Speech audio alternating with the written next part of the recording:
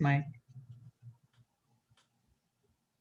All right, welcome everyone. We'll just give people a few moments here to get their audio settled before we kick things off.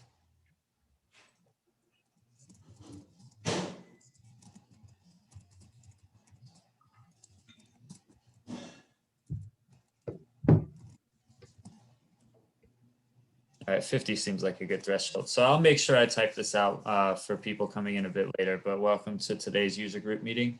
Just a few quick technical details before I hand it off to our panelists. One, this is a Zoom webinar. If this is your first time joining us for one of these, it means that your cameras and microphones are disabled by default. So you can use the chat feature, the Q&A feature to interact with us at any point. If you use the chat feature, make sure you use the all panelists and attendees button if you want everyone to see your message. Otherwise, it will by default only be seen by the panelists. And you can use Q&A. We would prefer for questions related to anything on Edge, not just what's being presented on. And if you raise your hand, I'll just quickly come and find you and see if you've got an issue that needs addressing. So without further ado, I want to hand it off to Julia Finocchi. Julia? Hello all, welcome to the webinar. And this is the May 2021 edition. We're going to start everything off with a poll. So if you could bring up the poll.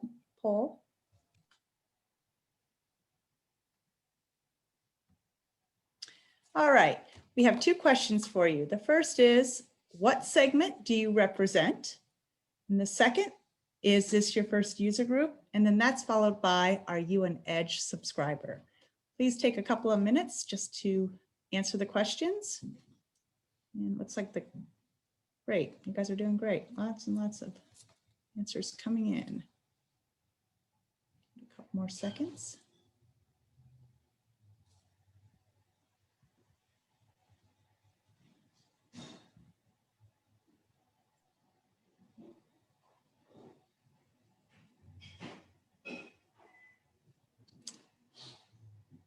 Fantastic. I'm going to end the poll now and you can see the results.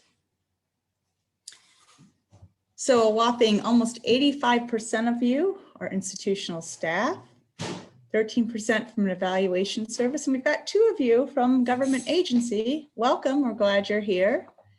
And for a third of you, this is your first user group meeting. Welcome, I think you'll enjoy this and learn a lot, and I hope you're back again soon. And 99% of you, is that correct, are an Edge subscriber. Fantastic. That one no, we're going to get you converted by the end of this, I hope. So let's go ahead and share that.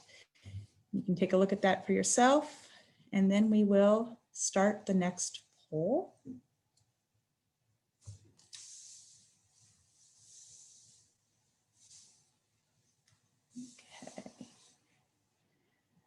The next 2 questions.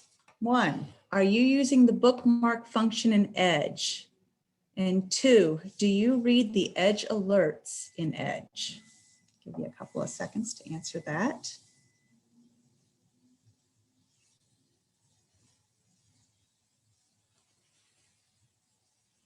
I like seeing these results. You guys are active. That's great.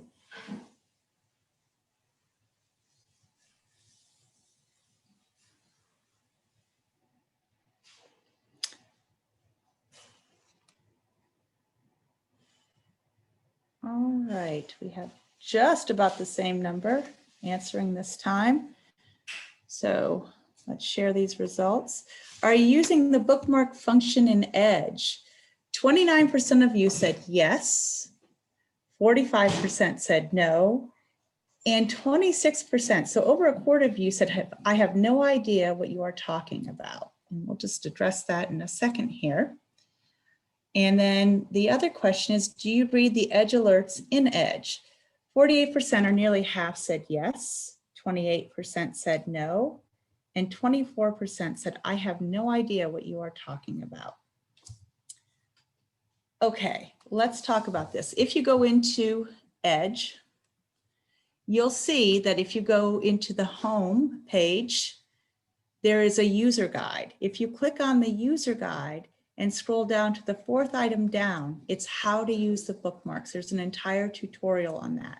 This is great for you if you are somebody who goes in there regularly and looks up certain items and wants to refresh yourself, maybe a grading scale.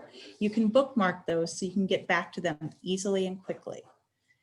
The Edge alerts, I love this. This tells you about things that are happening, current events that are coming up that you need to know about. So an alert of something that's been added or updated in Edge itself. So those two tools will really help enhance your Edge experience. And if we have time at the end, we can talk about that a little bit more.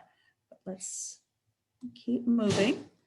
And I am now going to turn it over to your host, Jasmine Saidi-Cooner, and she's going to lead you through our agenda and what's up next. Jasmine? Thank you so much, Julia. Thank you, everyone, and welcome to our monthly webinar on the Edge User Guide. I am the president of the Academic Credential Evaluation Institute based in Los Angeles, California, and it's been an honor and pleasure to serve as chair of the International Education Standards Council, IESC, which is the body that oversees the country profiles and the credential advice that you find in Edge. We have a number of members. We have 6 voting members as well as observers, and we have our past and present fellows, individuals who were selected each year to join the IESC and help with a research project. Today, I'm delighted to have 3 of my colleagues from the IESC joining me on the panel. We have Robert Watkins, who's Special Assistant to the Director at the University of Texas, Austin. We have Emily Tsay, she's Director of Evaluations with the International Education Research Foundation. And we have Bill Paver, President of Foreign Credential Services of America, and one of the founders of Edge. So a brief look into what is the role of IESC. First of all, the members of IESC, we're all volunteers. We do this because we have a deep passion for this and we're glutton for punishment. This is just something that I think it's in our DNA. Most of us have either worked with academic institutions or credential evaluation agencies or both. Collectively, we probably have over a century's worth of experience in international education and credential evaluation. What we do is we meet once every 2 weeks, and we also have a kind of an extended meeting where pre-COVID we met in person twice a year at the ACRA conference and sometime in the middle of the year, where we really did some intensive deep dives into certain issues related to Edge. But on a weekly and daily basis, we tackle the questions that Edge subscribers present to us or issues that we ourselves individually have come across, a new credential, some updates on a country's education system. And what you will have is members will roll up their sleeves and either kind of verify this information or contact the source that presented the question to us to provide us with additional material or documentation. So ultimately, our role is to collect this research, review it, prepare and approve new placement recommendations. We will also review the grading scales and recommend the US comparability to that. So it's what you find in Edge has been vetted, has been reviewed, has been turned inside and out until it is voted on by unanimous votes of the members of IESC. And once that's been approved by the majority, then the information is updated onto the country profile, whether it's a placement recommendation or new grading scale information. Today's agenda, we are going to bring you a few updates. Of course, there's a ton of topics that we're tackling on our agenda, but these are some of the most recent ones that we have reviewed and approved and are either ready to have been, I think they've been posted, so you can visit the respective sites for detailed information. But our topics, as you can see on the agenda, vary. We are going through the kind of the international GCE diplomas. We're then going to the legal system in the country of Benin in Africa. Then we have some more updates for you about sample credentials that will be posted into EDGE, the subscription, trial subscription feature that EDGE is offering, and some updates on our fellows who are working on the offshore medical schools. So let's begin with our first update. This will be presented by Emily, and this is on the Cambridge AICE diploma. Emily?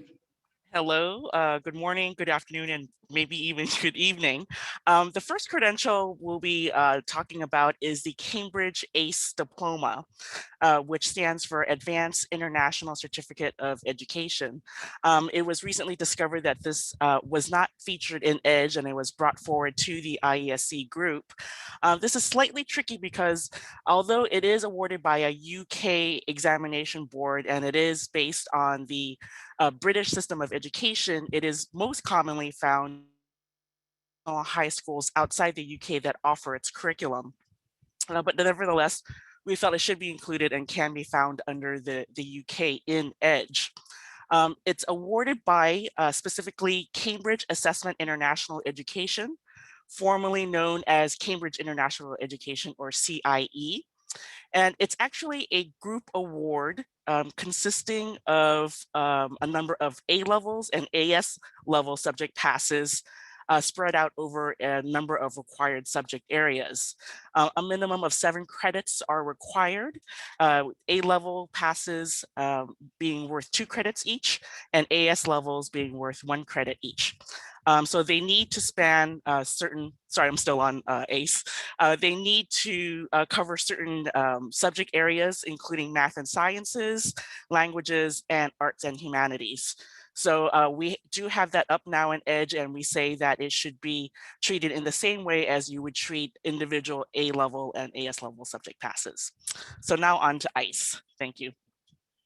So one of the things that we often joke about in the IESC group is that when you're dealing with one issue, oftentimes you're brought down the rabbit hole and you find that there are 10 other related issues that you need to deal with. And this is one of them, because when you talk about the ACE diploma, we also need to really reference the ICE diploma, which stands for International Certificate of Education, and is also offered specifically by Cambridge Assessment International Education. Now, the ACE diploma is a group award based on A-levels and AS levels. So on the other hand, the ICE diploma is a group award based on a minimum of 7 IGCSEs, which stand for the International General Certificate of Secondary Education. And so they also do need to cover a certain span of required subject areas. They include languages. They actually have to cover a minimum of 2 different languages, humanities and social sciences, mathematics, and then the creative and professional group.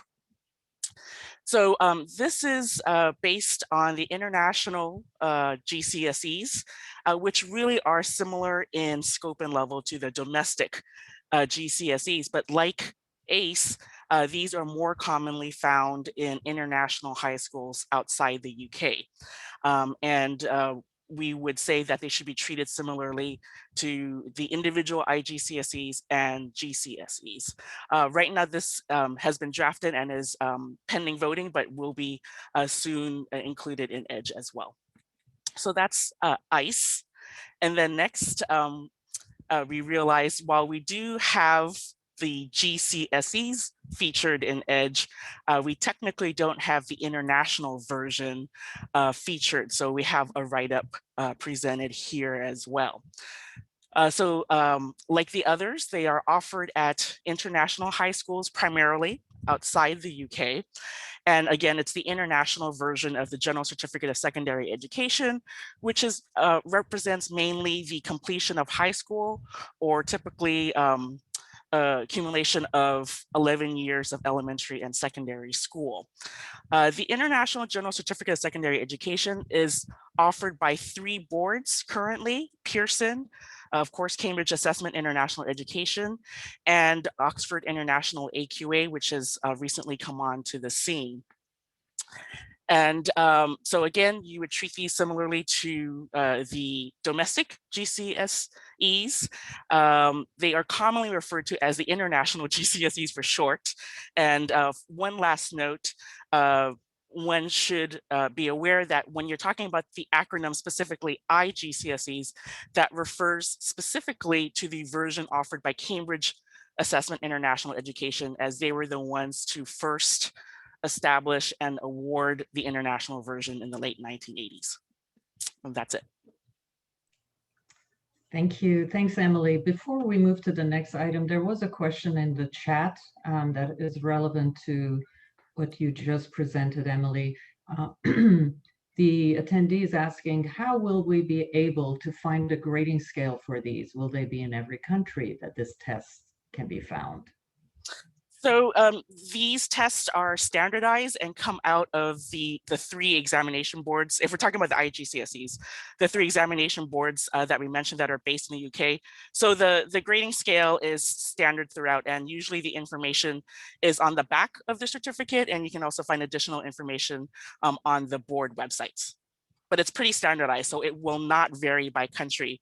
Although they're being offered in various countries, it's a standardized examination from those boards, and it'd be using those board grading scales. Thank you. This is wonderful. I guess the question was also, would they find this grading scale in EDGE? Oh, I'm so sorry. Yes. I believe so. Yes, it should be. Yes. It should be in EDGE. Yeah. Well, we typically do address secondary education grading scales as well as post-secondary. So if these are the sort of external exam, we do address those grading scales. Yeah, the thing to note is that with these particular boards, the international versions, depending on the situation, tend to be A star through E. Whereas with the domestic, it's 9 through 1 now for secondary ed. This happened fairly recently. And this, yes, should be addressed in the grading scale section of the EDGE database. And they follow up again and they ask, how do we find them in EDGE? In each country is it offered? I believe if it's a standard grading scale, there's reference made that, you know, refer with a hyperlink to the main page where this information is housed. Am I correct? Jasmine, this is something Drew usually could answer. Yes, Robert, go ahead. I think the answer to the questioner that they're looking for is, yes, it will be in EDGE if it's not already. I haven't looked yet. And it will be in EDGE UK, because that's where the examining bodies are housed and where they live. So whether it's done in Pakistan, whether it's at the New English School in Kuwait, or some other venue, makes no difference. This is a British product and will appear in the UK EDGE entry. Correct. And that's why I was saying that if, let's say, if the person happens to be, let's say, in Pakistan and is looking under the country profile for Pakistan, we would need to have some sort of a hyperlink to the UK page, because some individuals may not be looking under the United Kingdom, if they're looking to see, right, this particular scale. Presently, there are no such hyperlinks, so one would need to know to look under the UK for that. And I think that was probably one of the reasons why it initially was not included in EDGE and then was brought to our attention. It's because it's found all over the world. It's not specific to one country, but it is based on the British educational system, which is why it's being placed under the UK. And so for the grading scale, you want to look on the grading scale page under the UK. Thank you so much, Emily. And thank you for the questions. All right, the next item is the legal degree that we received from Benin. In fact, that was my organization that received this credential, and I brought it to the attention of IESC. And Julia Funaki, who does the evaluations for ACRO that deal with legal credentials, will tackle this for us. Go ahead, Julia. Thank you, Jasmine. Okay, let's start with the fact that we're talking about 2 separate credentials. We're talking about the licence, which is 3 years, followed by the maîtrise, which is 1 year. And we're keeping in mind that although we're talking specifically about Benin, the content of law degrees varies from country to country and focuses on the legal system of that country. So you do need to pay attention to what system it is that you're actually looking at. So let's go in a little bit more depth here. And I put this all together on one slide. So there's a lot of content here, but let me just break it down. So let's deal with the licence first. The licence in sciences juridiques represents completion of a 3-year program of university study in law. It's comparable to 3 years of undergraduate study at a U.S. university. It is not comparable to a bachelor's degree, although credit can be awarded on a course-by-course basis. It's not a first professional degree in law in Benin, okay?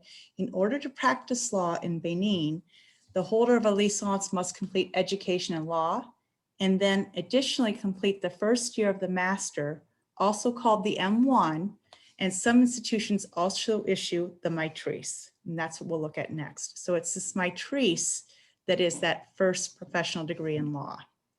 The licence itself, without the M1, without the maîtrise, would lead to further education and employment.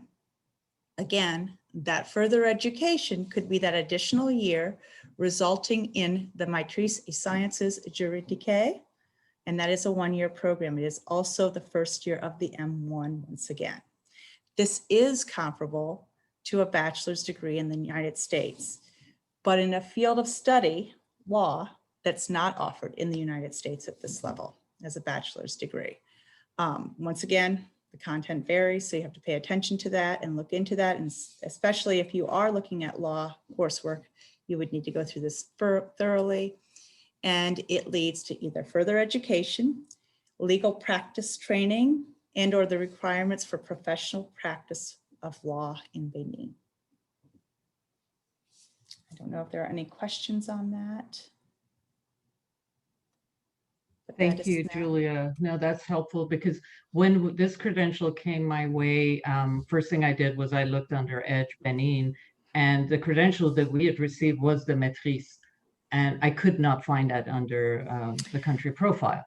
So what's interesting too to see is that with Bologna, the maîtrise was done away with in France, and we saw even for a while in law that they would still, after the M1, the first year of the master's, they would sometimes issue the maîtrise. We still see that in a lot of these Francophone systems that still have that system.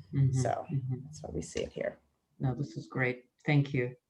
You're welcome. All right, let's move on to our next item. And this is for those of you who are subscribers to Edge, you will see that there's a section that's on each country profile has sample credentials.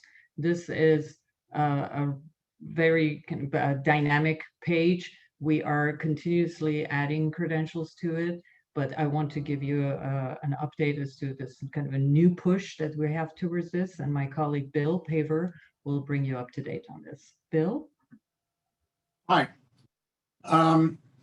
Back when we were creating Edge, we were looking at 7 or 8 different areas that we wanted to incorporate into Edge that would be relevant to you as evaluators. So the names of the credentials, the overview of the educational system, the grading scales, etc. One of these was sample credentials. And I'd say 10 years into the project, we got to a point where Melanie Gottlieb at ACRO and several other people said, well, we need to do a push to get some credentials into ACRO. And we hired some people and put 500 different sorts of diplomas, transcripts, et cetera, into Edge last year. But we now need to continue the effort. Now, the question is, why do we need these? Why are these included in Edge to begin with? Well, because when you're evaluating, it helps to have an actual sample of the credential that you're evaluating, or an actual transcript of that credential, or an award degree, so that you can compare it to what you're looking at in the particular file. So recently, Melanie asked me to, and I coordinated that effort, and we'll start coordinating this new push now. What we're doing is we've developed a form which you can see listed here. I can't, it's not displayed in the sample documents, but if you, we will be making it available. And what we're going to do is we're going to ask people in the field to utilize this particular form in order to submit sample credentials that they come across. Now, let me talk about what we're really looking for here. Back when I was at the University of Texas and working with Robert, we would occasionally come across credentials that were really rare, hard to find. People didn't see them typically. I remember particularly one from the Soviet Union in the 1960s that Robert and I spent a couple hours on. Now, we had this particular document. We did a lot of research. We went into a very old resource to figure out what it was. And it would have been very helpful for us if somebody had A, done that investigation prior to that, and B, had collected that sample document. What we're really looking for is original or very original copies of documents that you get that you don't see very often. We don't need A levels from the UK, but we do need sample credentials from, say, Benin, where you don't see very many students. So with that said, we are going to initiate this process with AICE, and then we're going to open it up to the field. And what we're asking you to do is, by utilizing, if you come across something where you can submit something that you're seeing in the field to us, we will collect it and vet it through IESC to make sure that it's legitimate, useful, and then we will post it up into EDGE. My hope in the credential, this area, was always that this would be a field-wide sort of service, that over a period of time, we could literally build up thousands of documents from people all over the country, so that the EDGE database becomes a robust place for people to come to in order to view sample documents and credentials. So with that, I'll end. I think it would be useful at some point in time if the form that's listed on this particular page were made available for the participants of this call to see. We can make sure we do that, Bill. Okay, thanks, Julia. Thank you Okay. so much, Bill. Thank you. All right. I personally find the sample credential page on our EDGE country profiles so helpful. And I think the more we gather, and these documents have been carefully vetted by those of our colleagues who participate in this share process, this will really be of benefit to all of us who are EDGE subscribers. Which brings me to the next topic, which is the trial subscription by EDGE. Julia, would you like to bring the update on this for us, please? Sure, this is something we've been working on, and if you go to, everybody has the opportunity to get a 7-day EDGE trial subscription. You can get yours today. What you need to do is go to the About EDGE page, and towards the bottom, you'll see a Subscribe Today button. If you click on that link that's listed there in the EDGE page, it will bring you to where you can sign up to get your trial subscription. And I think if you do that, for that one person who hadn't signed up for EDGE yet, you'll find out why EDGE has been the leading U.S. resource for evaluating foreign education credentials for more than 15 years.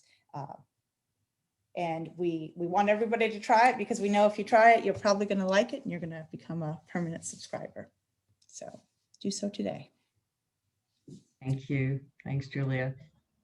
So our next slide will look at the projects that our fellows, past and current, have been working on, and I'm going to pass the baton to Robert to give the update on both of these projects.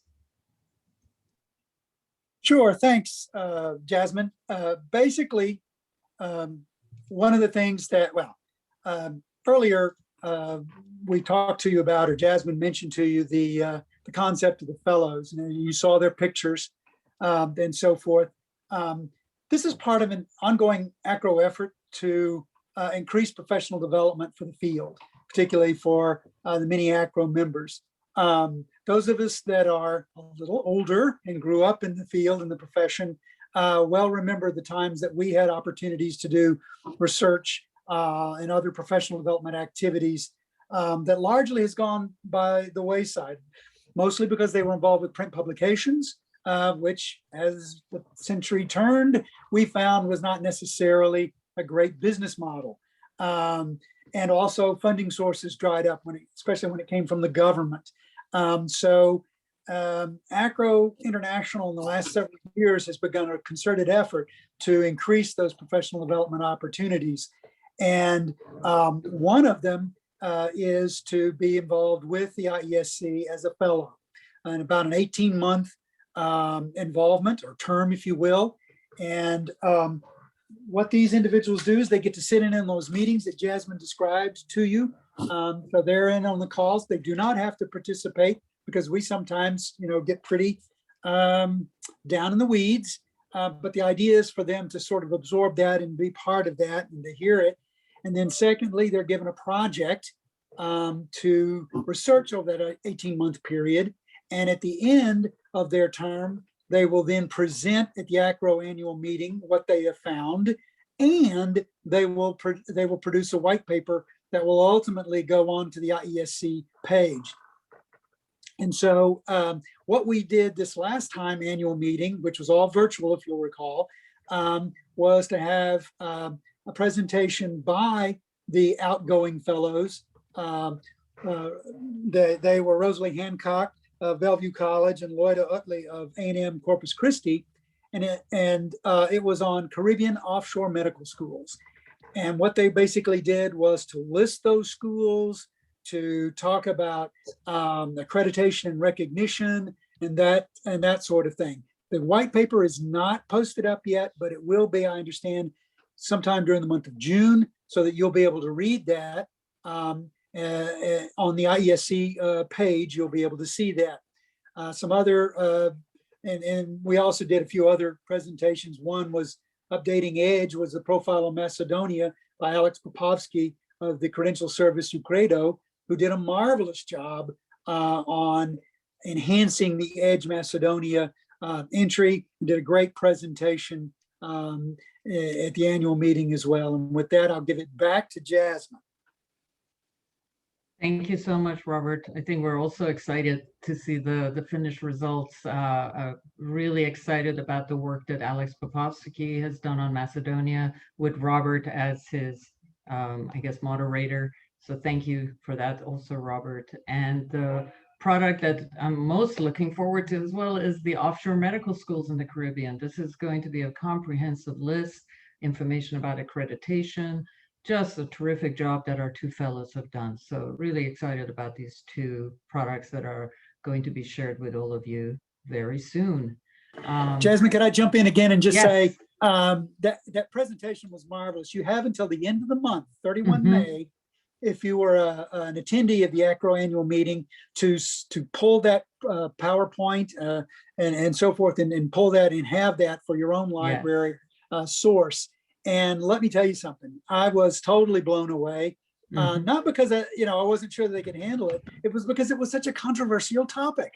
And the other things that we've asked fellows to do seem kind of straightforward, but this was one of those landmines, offshore medicals, that you just, you don't go down that road unless you're a very seasoned professional. And then when you're a seasoned professional, you usually avoid it.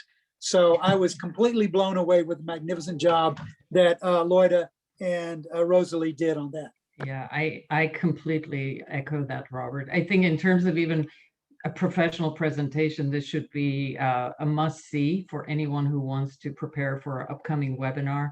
So even for those of us who've been doing webinars, it was a great primer as to how to prepare. So I was really impressed by their work.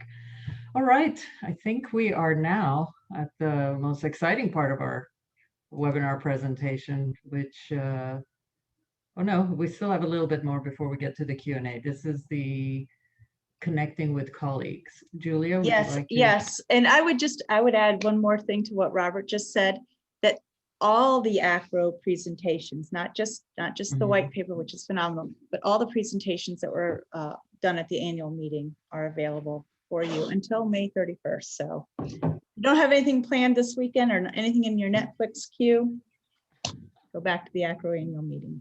You might just discover something you missed. Connecting with colleagues. One of the things we really like to do, and one of our favorite things to do, is connect with all of you. We have a couple of ways to do that. One is the International Activities Listserv. That's a great place to ask questions, to have discussion with your colleagues, to check in on what's going on. So we ask that you, and we have a slide coming up, that you sign up for that activities listserv, because the listserv is always better for more people joining in and being involved in it. So check that out. And also to contact the IESC. There is a button on the ACRO Edge page called Contact Us. And if you go there, you can reach out to the IESC. This is particularly useful if you have some new grading scale that you found on a document and you redact that document and any source you might have with it and share it. Any unlisted credential. If you come across a credential just like this licence from Benin, you might want to share that with us so that we can add it to Edge. And also any updated resources that you might encounter. It takes a village to do what we do, and the village is all the richer by your involvement. So please consider being involved. And with that, as Jasmine said, we're at the fun part of the presentation. Let's go here and see what we have in the way of questions. Jasmine, I don't know if you saw any that you want to take right away. Gosh, they're all really valuable questions. I'm going to throw one out to you. Go for it. An anonymous attendee asked if there's any possibility of adding closed schools to Edge. They have an applicant that indicates his schools in Rwanda are closed, but they can't verify this. We'd like to answer that. It's a good idea. You'd have to create a field for it. And like, as with the documents, I think what you'd have to do is see things come in from the field and then start creating a list. In a lot of ways, it reminds me of creating institutional lists for countries. There are a lot of countries, especially the smaller ones, where there may not be a website, and the way we always used to have to do it was to collect all the accredited institutions in the country. Closed institutions would just be another list that somebody would have to coordinate and collect. Yes, thanks, Bill. And I almost feel this is a project that could be developed for future fellows. This is a very good question, but it's not something that us on the IESC can manage. It's just not humanly possible to do the sort of research that requires. It could be just maybe we could consider putting a call out so that just the way that we're collecting sample credentials, we could have, as Bill said, a particular field where we encourage Edge subscribers to share the information that they come across, and we could build upon that. And then perhaps then develop that as a project for future fellows. Jasmine, let me add something. This is one of those issues that has definite pros and cons. The pros, I think you guys have sort of said it already. I mean, it certainly would be invaluable to know if a school had closed or not, because this is something that we hear on the telephone or in our offices when that happens again all the time. Most of us during training sessions like ACRO Summer and Winter Institutes will generally tell the participants when this question arises that you need to be very, very circumspect, conservative, and frankly, a little suspicious of any indication that a school is closed. Because here's the problem, and this is in the con area.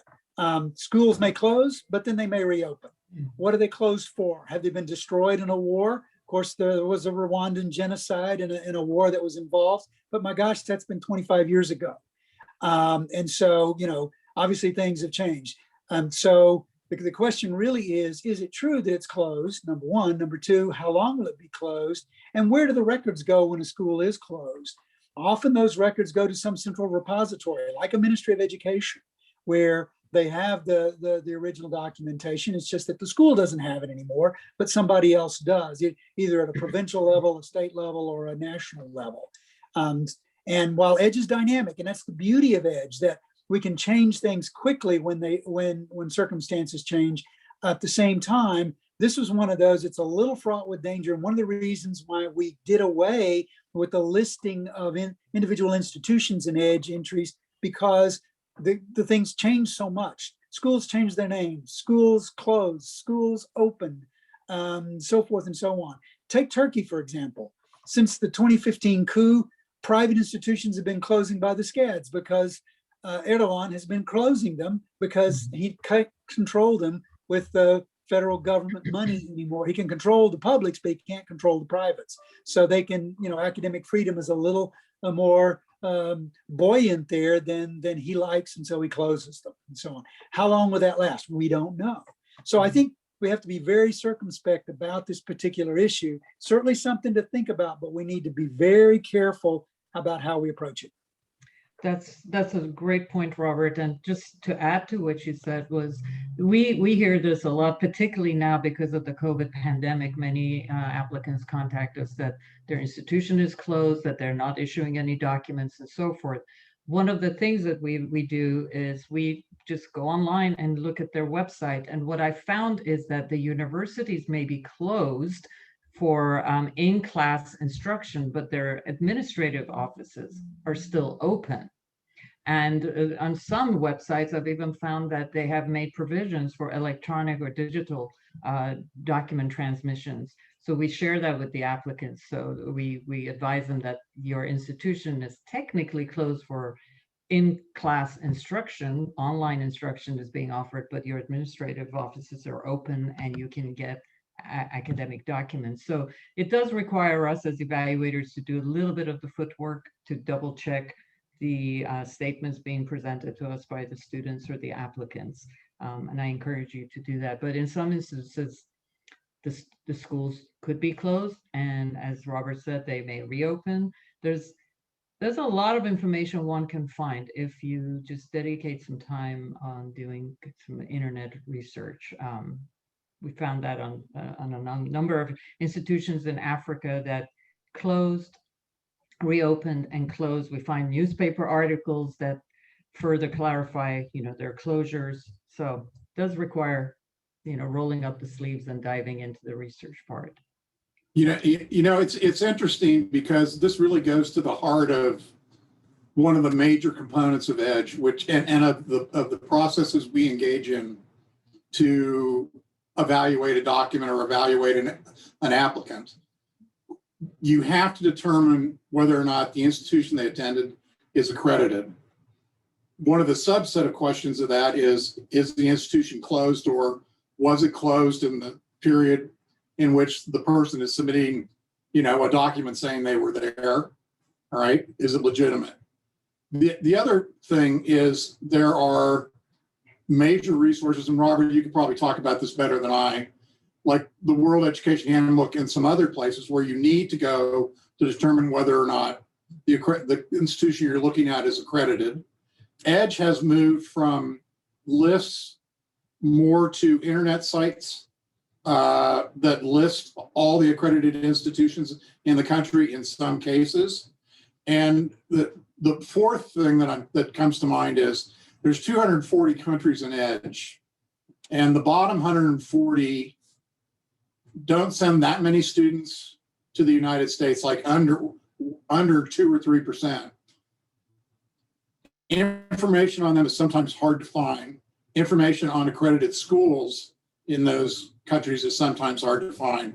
And we have to make the people who are administering EDGE and the people out in the field have to make a judgment about how to do the research to determine accreditation for those institutions, which is sometimes some of the more difficult aspects of our work.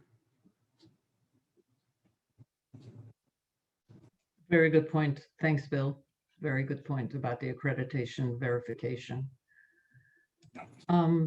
Julia, there was a question you wanted to tackle, had to do with the former Soviet credentials.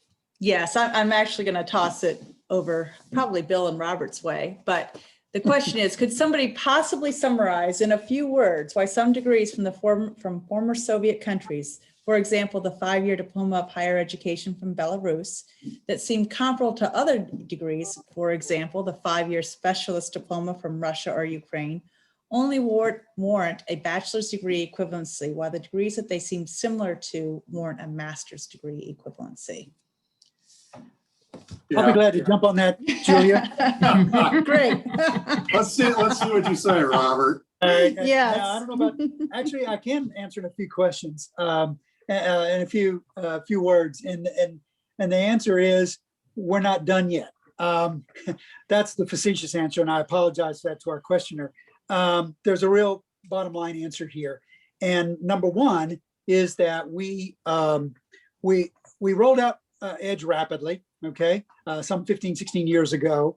And so not all of the credentials we thought we could get away with a lot of benchmark credentials, first degrees, next higher degree, terminal doctorate, any little diplomas in between, similar to our own associate's degree and things like that. We quickly were disabused of that notion, and we began to have to more deeply and richly fill out these country entries. And we're still working on that.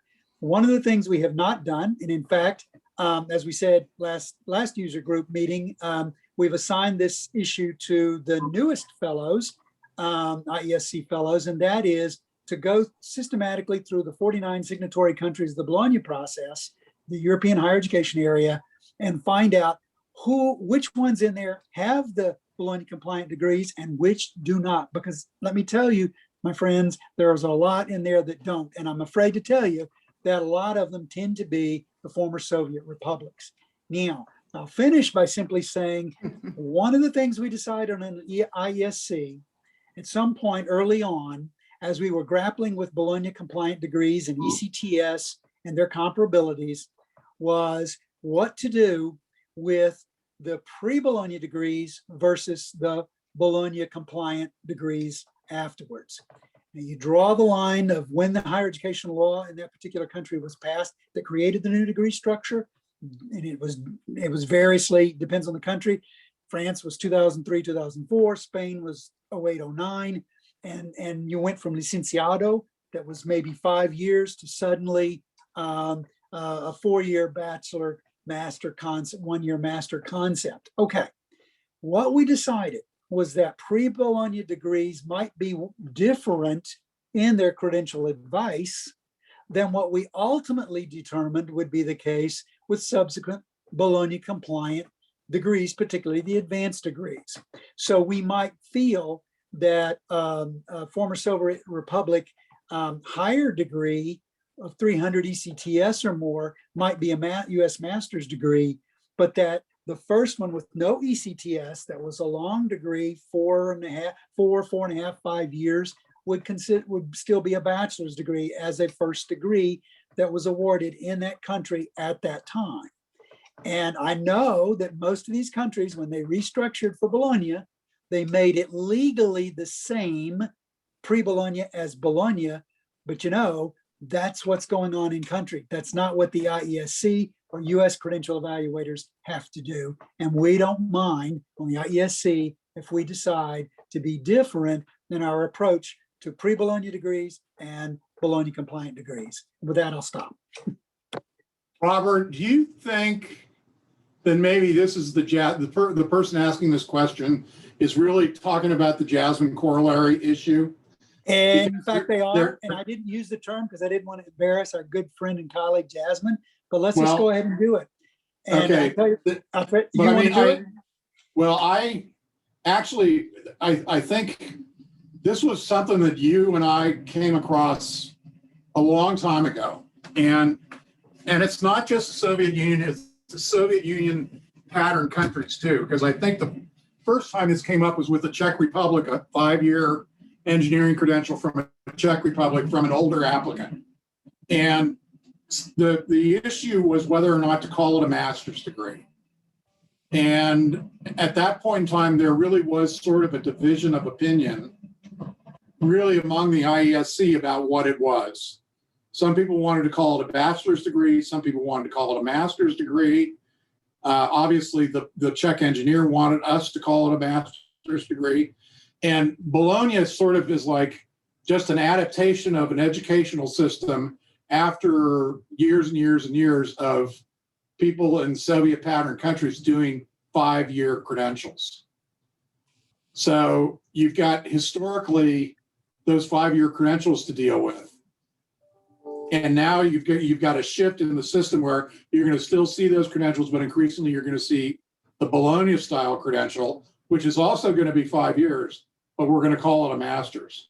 So I think that's where it's hard for people in the field to understand that we have two things that look very similar, but we're treating them differently. With that, I think I'd rather turn it back to Jasmine or you to follow on that. Yeah, I can just finish that thought by saying and it was Jasmine, I think, that suggested what we do, because we were really debating this pretty hard. And there didn't seem to be resolution at first. And we only meet for an hour. And so maybe I was getting worried, or somebody was getting worried that the time was rapidly draining away and we hadn't come to resolution. So Jasmine threw out the idea that, we could approach Bologna compliant degrees differently, now based on ECTS, now structured differently in a first cycle leading to second cycle, as opposed to the way things were prior to Bologna. And in fact, that's what Bologna was all about. Bologna wanted to assure the European student that their first degree in Germany would get them into an advanced degree in France or in Sweden or in Norway, that student mobility would be fully enhanced. In order to do that, they introduced the concept of the credits, an accumulation of credits, which not all European countries had been doing up to that time. And they decided to not have these long degrees where students, and this was Germany, where students would go and go and go and go. And then finally, someday, when they were about 25, 26, 27 years old, they'd finally decide to go ahead and get their degree. And the degree was anywhere from 4 to 6 years, or however long they wanted to spin it out. And so the Germans leaped at the idea of a 3+2 scenario of a first cycle, second cycle degree by chopping that big long degree into 2.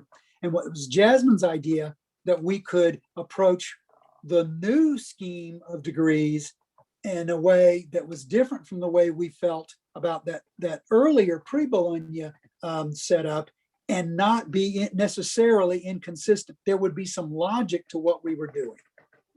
Right. I'm going to say yes. Thanks for speaking for me, because I think it's better for everyone to hear, the perspective that we had shared about these credentials. We can go on for forever discussing this. We have so many questions on the list. If we could move on. Yes. And that wasn't a few words, but you've gotten the whole kind of ball of wax on that. So let's go on to this question. We've seen a rise in integrated programs, especially for bachelor's and master's in India. What are your thoughts on these programs, and will they be listed on EDGE in the future?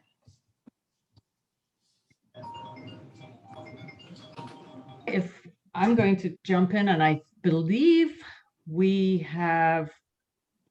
this has kind of come up our way. We haven't literally seen an actual credential. So if someone has the credential, that's the way we begin to review the documents. But I believe we've kind of started a discussion about these integrated degrees. And it's not just synonymous with India. We're seeing it with certain other parts of the world. Jasmine, there's no question about that. We're seeing it in the UK. We're seeing it.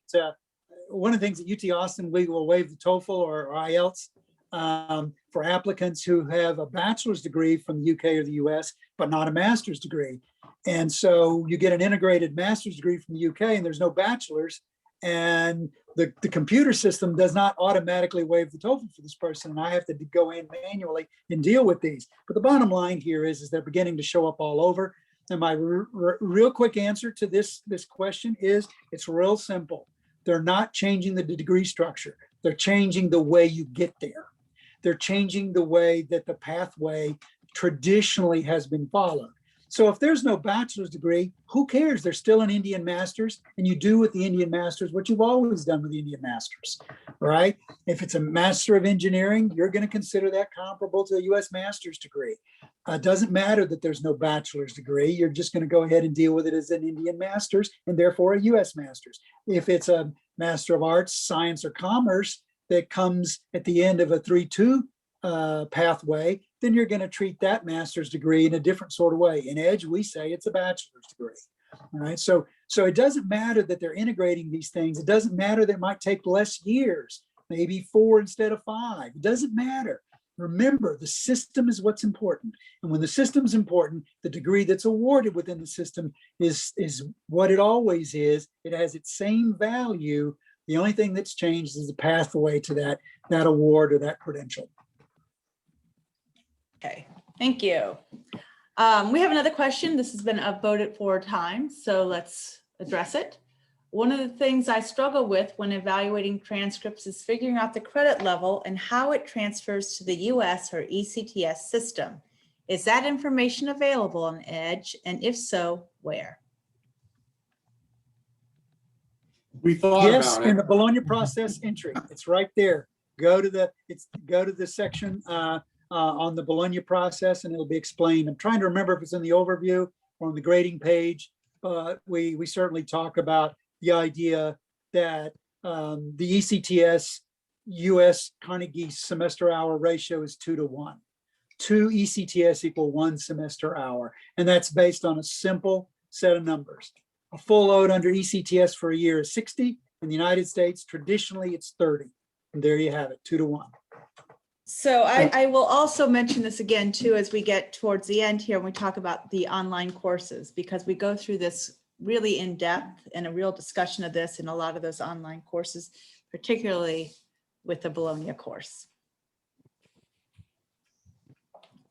Bill, did you want to add something? Well, I think going down the rabbit hole again, I think he's asking a different question. I think what Chris is asking is, when I look at a credential from, say, Benin or wherever, how do I break down the credits and translate that into the U.S. system? So if it's like trying to place a transfer student from a country that's presenting you, with not an apples to apples thing like the U.S. credit system and the ECTS system, but an apples and oranges thing like somebody in French Africa coming to the U.S. I see, Bill, and I really messed that one up. I saw ECTS and focused on it. I'm so sorry, Chris, that I messed that up. What you're basically saying is how do we convert other countries, either units if they have them, or when they don't have them, how do we convert that to U.S. Carnegie units? And the answer to that is basically similar to what I was talking about. I led you down one credit system, but in fact, it works for all of them. Let's use another example. The UK, not the ancient universities. They don't like this. They don't like credits. They don't like Bologna. They don't like any of it. But the newer universities will use what's known as CATS credits. It's called Credit and Accumulation Transfer Scheme. And those are based on 120 credits a year is a full load. So then there you divide by 4. So what are we doing when I use the ECTS and the CATS models? What I'm simply saying is that you take the existing credit structure that you're faced with, and in Australia, it's different too. And you look and find out what is the annual load of credits in their credit system per year that's a full load. When you know that number, you then compare that to 30, which is the US traditional number, and then you make your conversion, whether it's 2/3, whether it's 3/4, whether it's divide by 4, divide by 2, whatever it takes to move that big number per year down to your 30 number. That's what you want to do. And when credits don't exist, like in India, you just simply have to say, well, how many courses per year do I have that are equally weighted, and divide that into 30 or divide them into 30. So for six courses per year for this Bachelor of Commerce first year, then I'm going to give 5 each, because that's 30. I actually could play with it up to 36, so I could give them 6. But if you do 36 every year, you're going to have a 3-year degree that's worth a lot more than 90, I tell you. So you got to be very circumspect and careful with it. All right, I'm going to end that question there because we have one more, and I'd really like Emily to address this question. And it is, what is the difference in EDGE for nursing qualifications that say comparable to a hospital-based diploma in nursing or 2 to 3 years post-secondary studying nursing? Do you mean that the hospital-based program in nursing, diploma in nursing, even at 2 to 3 years is not considered university level? Emily? Sure. So what we want to do is look at nursing education in the United States. Presently, the most common nursing qualifications are the 3-year associate's degree in nursing and then the 4-year Bachelor of Science in nursing. The most common entry qualification into the nursing field is the associate's degree, but one can also enter with the bachelor's degree. It's just that with that qualification, they can assume more responsibilities and achieve a higher pay grade.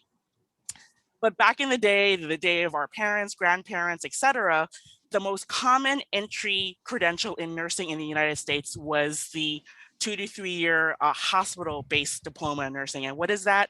That was a program that took place within the hospital, and the large majority of the training was hands-on, practice-oriented versus theoretical or classroom-based training. In terms of the content, when they finished the program, it gave them the skills and the knowledge needed to be a nurse. But because it's hospital-based, it's not regarded as academic as, say, an associate's degree. And that would probably why now the associate's degree is the more commonly offered credential. Those with hospital nursing diplomas normally do have exemptions and can transition into a Bachelor of Science in Nursing program without having to do all 4 years. They are given advanced placement, if you will, but they're not considered straight transfer credit normally because of the method of delivery. It's not considered as academic because it's more hands-on focused. So that's sort of the history of nursing education in the United States. But when you're looking at nursing qualifications in other countries outside the US, you still commonly see this hospital-based program. And that's why you would see that equivalency versus another program where it might be university-based and where we would use language that says it's 2 years or 3 years worth of credit or a bachelor's degree. That's where we make that distinction between a hospital-based program and one that's in a university setting. Thank you, Emily. I am sorry that is all the time we have for questions and then some. I let us go a little bit long there, but I want to cover just a couple of more items from our slideshow. We'd like you all to consider applying for the Gloria R. Nathanson Research Fund for International Education. There are awards up to $1,000, and they can be, you'll see that these are the types of projects we fund. It's a great way for you to get in there and do some research and really make a difference. And also you get a little bit of stipend to go with it. And then finally, I mentioned this earlier, ACRO's online and on-demand courses. You'll see there that we have International Credential Evaluation Transfer Credit. That's where we really will go into that, how to take those credits and put them into US semester credit hours. So these are a great value. There's also integrated digital badging with these courses, and just a great way to enhance your training. Finally, stay informed at ACRO, join our EDGE mailing list, join the International Activities Listserv, subscribe to the ACRO Connect newsletter. And as you'll see, there's always tons of information when it comes to the EDGE user group. So please tune in next month with us and we'll share more updates. Thank you. Thank you. Thanks, Thanks, Julia. Jasmine. Thanks, Julia. Until next month. Au revoir. next A lot month. of questions today. Yeah. Yes, lots of questions. I copied them and I'll have them. So that we can Wonderful, refer back Julia. to them. Yeah. Okay. That's Great. Thanks, Julia. terrific. Thank you, All right. everybody. Bye-bye. Be well.